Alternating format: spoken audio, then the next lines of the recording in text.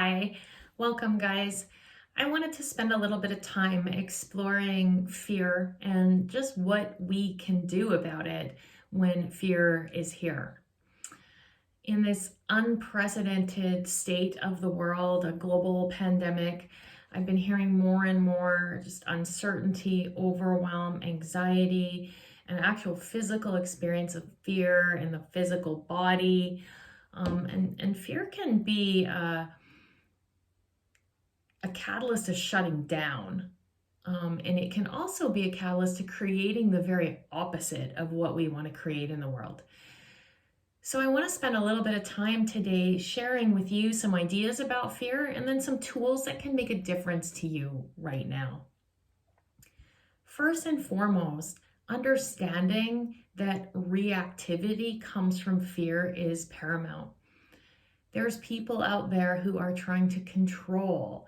They're panic buying, people blaming the government and the medical system or the cultural differences. People are avoiding, they're numbing out, all kinds of responses or reactions to fear. But consider that fear itself isn't the problem. We've always actually had fear. Fear of rejection, humiliation, fear of not being enough and therefore not lovable. The increased physical experience of fear comes because we are highly focused on fear. And whatever we focus on, we get and create more of. So fear's always been present. We just weren't focused on it all the time. Now the whole world is focused on fear. And what's happening is we're generating more of it. But the fact of the matter is that whenever fear is present, something else is present as well.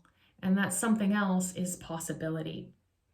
Now, I'm not here to tell you to think positive and this will all go away. That's not it at all.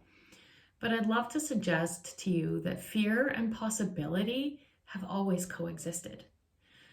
Remember times in your life when you've moved to a new town or you've quit a job or you've decided to get married or you've left a marriage or you've, had a difficult conversation that you had to have.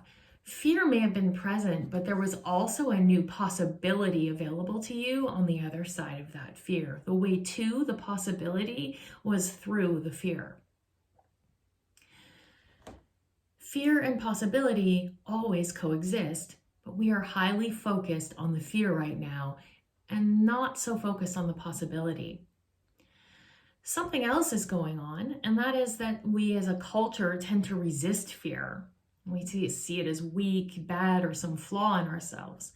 So we cover it up. And that's actually the problem. We're simultaneously focusing on fear and resisting fear. What we focus on, we get more of, and what we resist persists.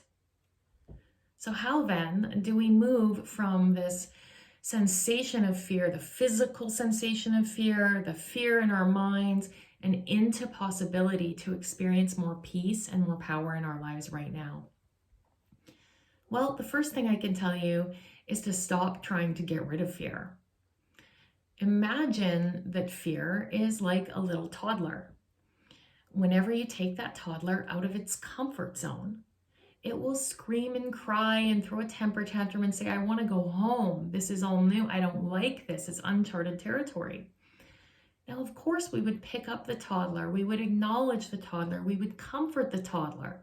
But what we would not do if we had any common sense was give the toddler the keys to the car to drive us home. So what I'm saying is acknowledge fear, hold space for fear, and don't let fear steer. In the moment that we acknowledge that we have fear, we can also acknowledge that there is a possibility present and make a shift to put our attention on something new. So I'd like to give you 3 tools today that can make a really big difference. I am blessed to be a Baptiste Yoga teacher, and my teacher, Baron Baptiste, has most generously and brilliantly created some methodology that we work with, and I'd love to share some of it with you right now. The first piece of methodology comes from the 3 themes of Baptiste Yoga. And the first theme is be a yes. Be a yes as a creation, not as concept. Put your attention on what you want to have happen and be for it.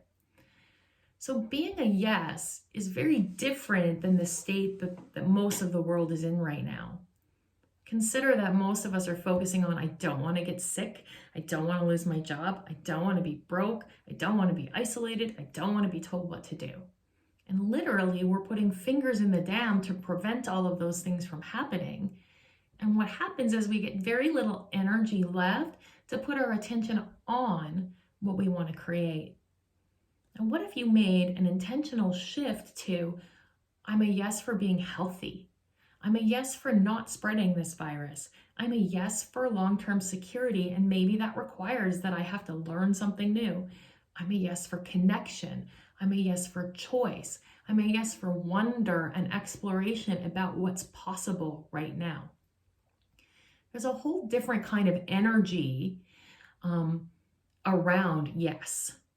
Now, that doesn't deny that fear exists, but what we put our attention on, we create more of. And we have the power in each moment to grow fear, like the bad wolf, or to grow possibility in our experience. So once you decide what you are a yes for, the next step is the second piece of methodology: give up what you must. Give up what you must. Bring into view the fixed points of view that constrain you.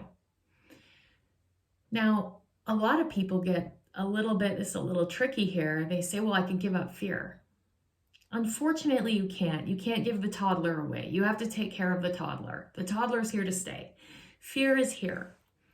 What we can give up, however, is the idea that anything should be different than it is. All suffering is caused by the distance between the way it is and the way we wish or think it should be. When there's a gap between how it is right now and how we think it should be, we will suffer. So if instead we give up that anything, including our circumstances, need to be different for us to be a yes for what we're a yes for, more possibility arises. We start to find ways to bring forth the things that matter to us. So if there was one give up that I could suggest for you, it's that anything needs to be different at all, and right now is perfect. The third piece, and this is where the rubber meets the road, the third piece of methodology: come from you are ready now. Move, breathe, and have your being from right now is all I've got. We don't have another time to do what we want to do. It's right now. So make the higher call at each step. This implies that there's some action. There's an action to your wish for what you're a yes for. There's an action to your give up that things should be different. It means you might pick up the phone and call someone to get more connected. You might actually proactively look at ways to keep yourself healthy, including mental health, by getting on a maybe video workout or something, physical health, teleconferencing with your doctor. There could be all kinds of ways that you can create what you're a yes for proactively. Perhaps you find a whole new interest, a new hobby, a new expansion in your career by taking a course online, reading a new book. There's just so many ways that you can take action towards what you want without your circumstances being any different than they are. So it's be a yes. Find out what you want. Get really clear on it. Give up that things need to be different, and then take new action right now with things as they are, with what you can do. This restores us to a sense of power and possibility. I know at the end of this crisis, I want to come out of this expanded. I want to come out of this having grown. Certainly we'll all change, but change will happen to all of us. Growth is optional. It's a choice. I want to be kinder, more generous, and I'd like to have blazed some trails into new possibilities. I'd like to have exceeded myself in some way. And to do that, I'm going to have to get clear every day on what I'm a yes for, give up what I must, and take new action. I'm committed to it, and I hope that these tools have been of some use to you. What I will say is, if you are struggling, if you are suffering, please reach out to your community. Reach out and tell someone, get the help that you need. We're not in this alone. We are all in this together, and I love you.